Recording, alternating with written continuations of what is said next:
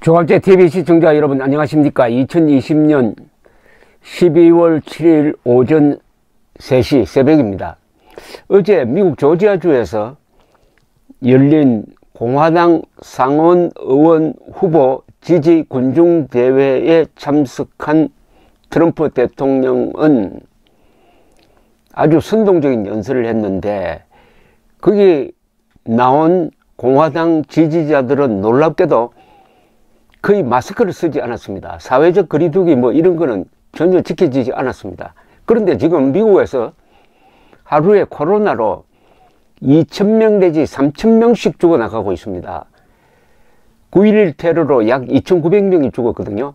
그러니까 미국에서 지금 매일 9.11 테러가 일어나고 있습니다. 누적 사망자가 28만 명이 되었습니다.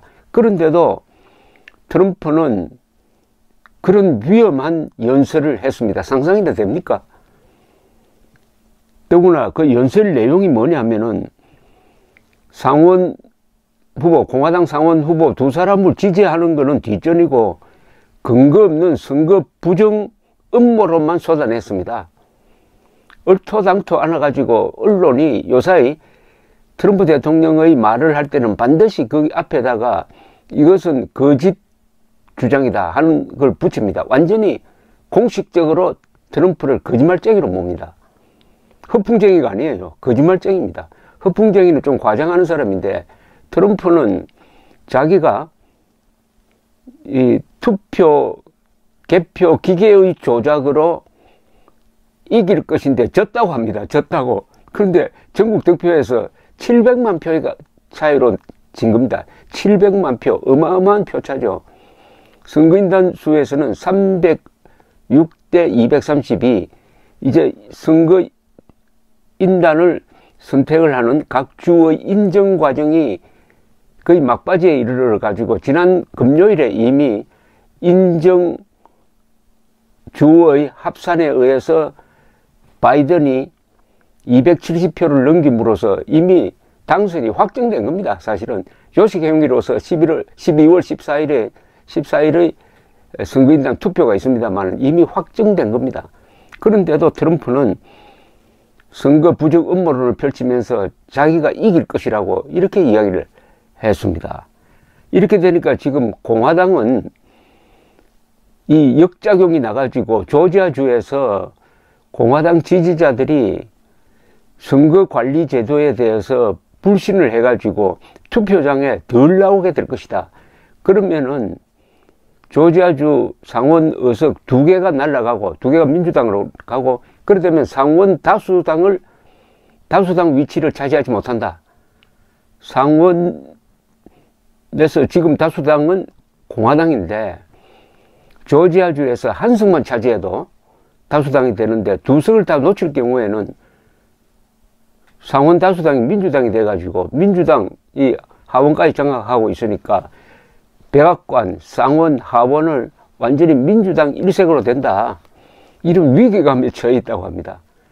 어떻게 미국에서 이런 대통령을 내놓아 가지고 공정한 선거를 부정선거로 몰아가지고 지금 이렇게 하는 이유는 뭘까요?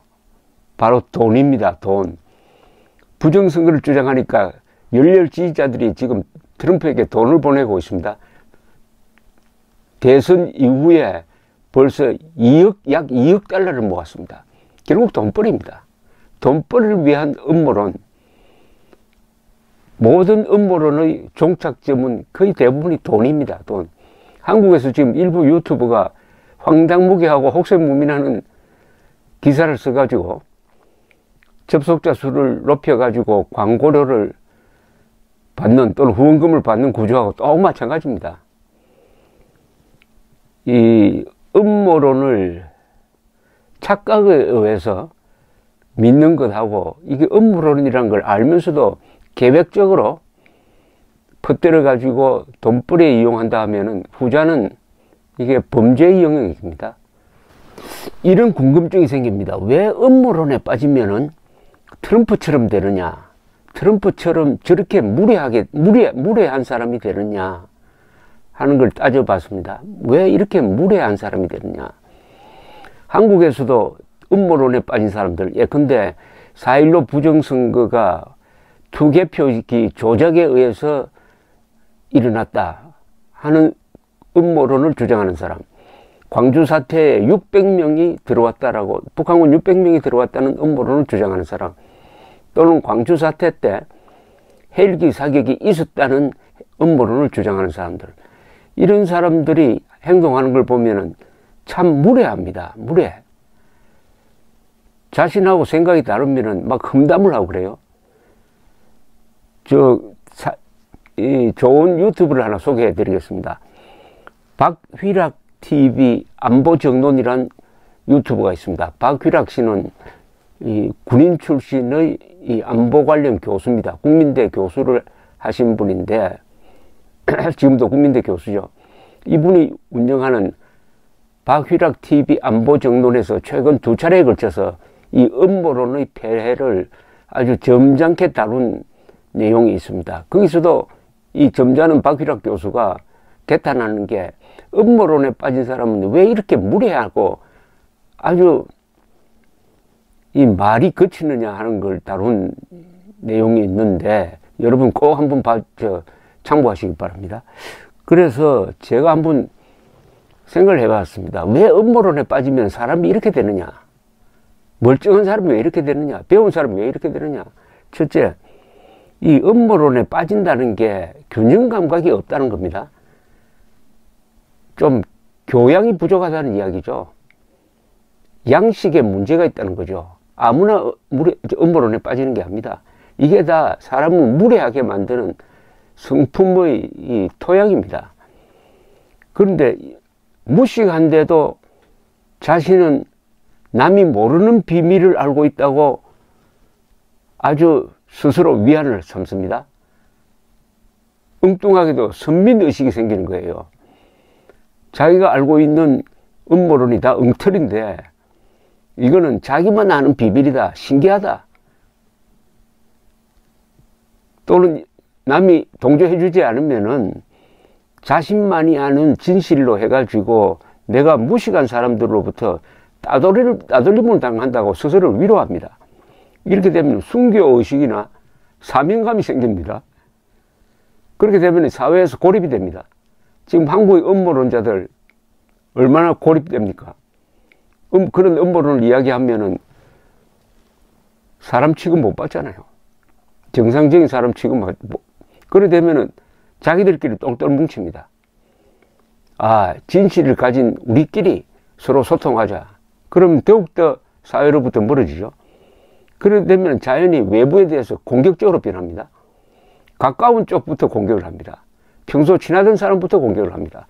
지금 한국의 우파를 자청하는 음모론자들은 좌파하고 절대 안 싸웁니다. 아니, 싸우면 판판이 깨지고 괜히 사람 좋은 동료들을 공격합니다. 이렇게 되면 자연히 공격적으로 되는 거죠. 그 다음에는 마지막 단계는 광신 상태로 갑니다. 컬트 상태로 가죠.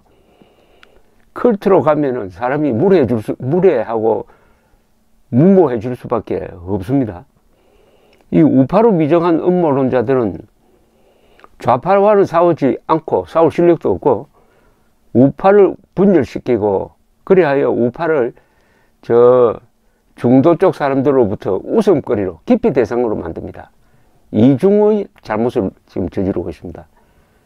이런 음모론자들을 방치하면은 목소리 큰 사람이 이긴다고 조직의 주도권을 장악해가지고 멸망의 길로 인도하게 될 것입니다.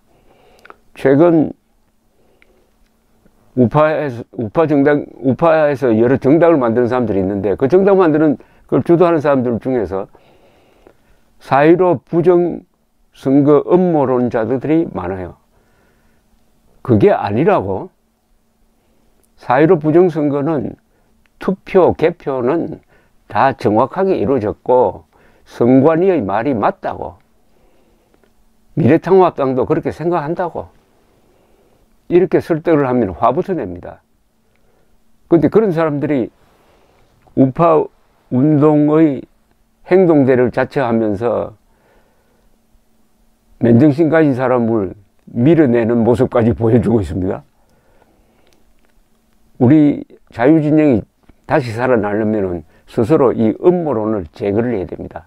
음모론을 해결을 해야 됩니다. 자, 그런데 이번 미국 선거를 거치면서 미국 사람들이 자주 쓰는 용어가 있어요. 디선시가 예절이란 말인데, 이번 선거의 의미를 설명할 때 디선시를 써요. 왜 트럼프를 찍지 않았느냐? 트럼프를 찍지 않은 사람들이 공통된 의견이, 트럼프는 디선시가 없다, 예의를 모른다, 예의를 모르는 인간이라는 그런 비아냥을 많이 합니다. 디선시. 바이든은 디선시가 있는 사람이다. 디선시, 예의. 아까 처음 제가 화두를 던진 게, 왜 음모론자들은 이렇게 예의가 없느냐? 예의가 없느냐? 이번 미국 대통령 선거는요, 무례한 트럼프와 그래도 젠틀한 바이든 대결에서 미국 사람들이 무례한 사람을 떨어뜨린 겁니다. 현직 대통령은 어마어마한 프리미엄이 있지만은 워낙 무례하니까 도저히, 그래서 약 8천만 표를 바이든에게 줘가지고 떨어뜨린 겁니다. 제가 이 디선시와 관련한 이야기를 하나 해드릴까요? 이 미국에서 이 트럼프와 좀 닮았던 사람이 있습니다. 1950년대에 용공 조작의 메카시 선풍을 일으킨 유명한 조셉 R. 메카시 상원 의원이라는 사람이 있었어요. 이 사람은 1950년에 정부의 수백 명의 소련 간첩이 침투하였다고 폭로해가지고 유명해졌습니다. 당시는 한국 정부와 중공군 개입으로 위기감을 느낀 대중을 자극하기 좋은 소재였습니다. 그래서 상원의 관련 조사위원회가 만들어지고 이 조셉 메카시가 그 위원장이 되었습니다. 수백 명을 증인으로 불러내가지고 텔레비전 중계하에 지독한 신문을 했습니다. 그러다가 이게 오바를 하게 됩니다. 1954년엔 육군을 공격 대상으로 삼습니다. 지휘부에 간첩이 침투했다는 음모론을 제기하니까 육군이 변호사를 고용해가지고 대응을 합니다. 보스턴에서 개업 중이던 조셉 웰치 변호사는 1954년 6월 9일 상원 청문회에 출석을 했어요. 메카시는 웰치의 한 젊은 동료 변호사가 공산주의 조직과 관련이 있다면서 캐고 물었습니다. 웰치 변호사는 참다가 반격을 하는데 그게 다 텔레비전에 중계가 되었습니다. 이렇게 말을 꺼냅니다. 이 순간까지 나는 귀하의 잔인함이나 멋대로 행동하는 것에 대해서 개량해 본 적은 없지만, 이렇게 이야기를 하니까 반격을 받은 메카시가 놀래가지고 계속 공격을 하려고 하니까 웰치 변호사는 그의 말을 중간에 딱 끊고 화를 내면서 유명한 한마디를 던졌습니다. 상원 의원님, 이 젊은이를 더 이상 죽이려 들지 마세요. 당신은 충분히 했잖아요. 귀하는 예의라는 걸 모릅니까? 이게 Have you no sense of decency? 라고 했습니다. 이게 얼마나 통쾌했던지 그 텔레비전을 보던 사람들이 박수를 쳤다고 합니다. 그동안 이 메카시의 무례한 행태에 숨죽이고 있던 사람들의 울분을 대변한 이 한마디가 유명해졌습니다. 하루아침에 메카시에 대한 공포심이 사라지고 메카시는 조롱거리가 되었습니다. 상원이 그를 징계하고 공화당이 그를 추방하였습니다. 3년 뒤 그는 비참한 모습으로 죽었습니다. 트럼프의 행동이 메카시의 이 무례함을 연상시킵니다. 그러니까 미국 사람들이 이번에 트럼프에게 물은 거죠. 당신은 예의를 모릅니까? 우리 한국의 음모론자에게도 묻고 싶습니다. 당신들은 예의를 모릅니까? 감사합니다.